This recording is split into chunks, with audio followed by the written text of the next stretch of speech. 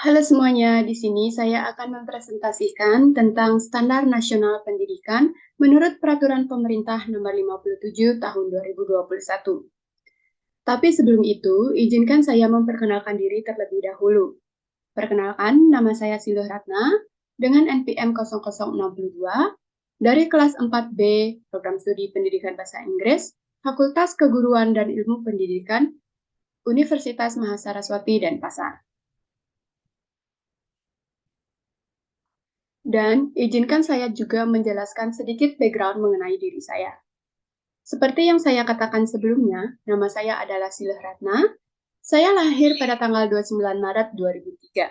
Dengan educational background, saya menempuh pendidikan dasar di SD Negeri 4 Dharma Sabah. Saya SMP di SMP Negeri 3 Alian Semal. Saya SMA di SMAS Dharma Praja. Setelah lulus dari sana, saya berkuliah di FKIP Unmas Denpasar dengan mengambil jurusan Prodi Pendidikan Bahasa Inggris. Baik, itu tadi sedikit penjelasan mengenai background diri saya. Selanjutnya yaitu penjelasan mengenai SNP. Apa itu SNP? SNP adalah singkatan dari Standar Nasional Pendidikan. Standar Nasional Pendidikan merupakan kriteria minimal mengenai berbagai aspek yang relevan dalam penerapan sistem pendidikan nasional dan wajib dipenuhi oleh penyelenggara atau satuan pendidikan di seluruh wilayah hukum Negara Kesatuan Republik Indonesia.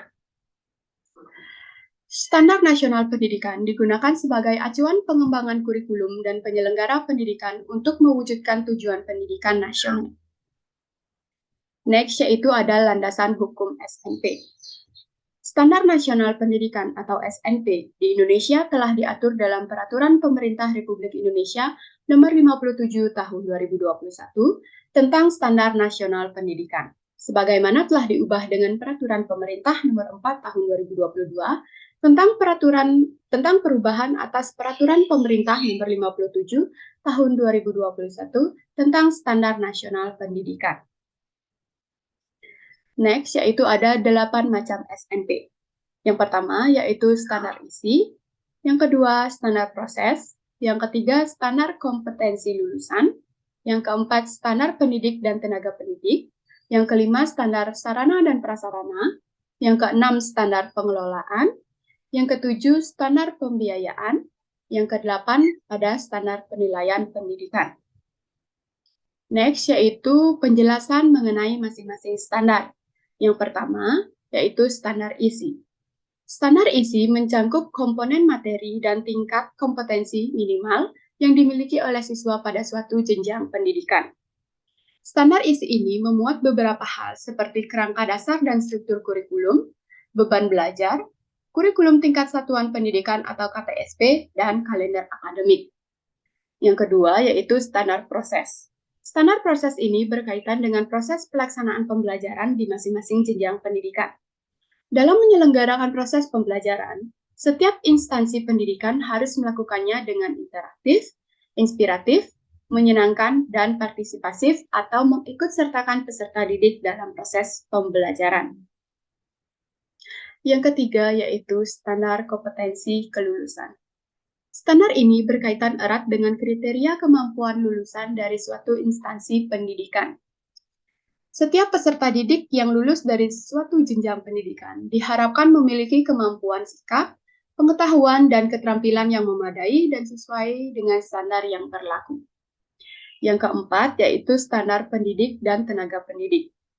Pendidik adalah tenaga kependidikan yang bertugas untuk mendidik, membimbing, mengajar, dan menilai para peserta didik. Sedangkan tenaga kependidikan adalah semua orang yang terlibat dalam suatu instansi pendidikan, mulai dari kepala sekolah, tenaga laboratorium, tenaga administrasi dan tata usaha, pustakawan, pengawas sekolah, dan sebagainya. Yang kelima yaitu standar sarana dan prasarana.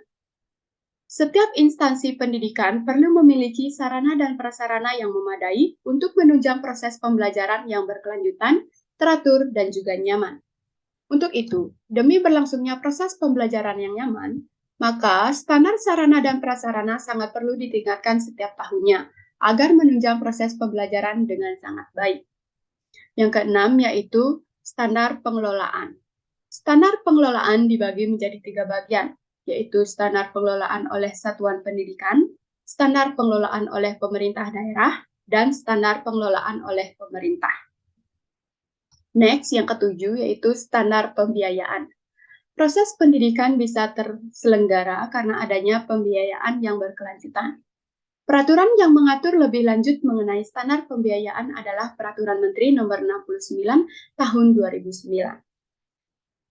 Pembiayaan dalam dunia pendidikan terdiri dari 3 komponen, yaitu biaya investasi untuk penyediaan sarana dan prasarana, biaya untuk pengembangan sumber daya manusia, dan biaya untuk modal kerja tetap. Yang kedelapan atau yang terakhir yaitu ada standar penilaian pendidikan. Standar penilaian pendidikan mengatur segala hal yang berkaitan dengan prosedur penilaian pada peserta didik. Penilaian dilakukan untuk mengukur keberhasilan pemahaman peserta didik dan keberhasilan proses pembelajaran selama ini. Baik, segitu saja penjelasan dari saya mengenai Standar Nasional Pendidikan atau SNP. Terima kasih.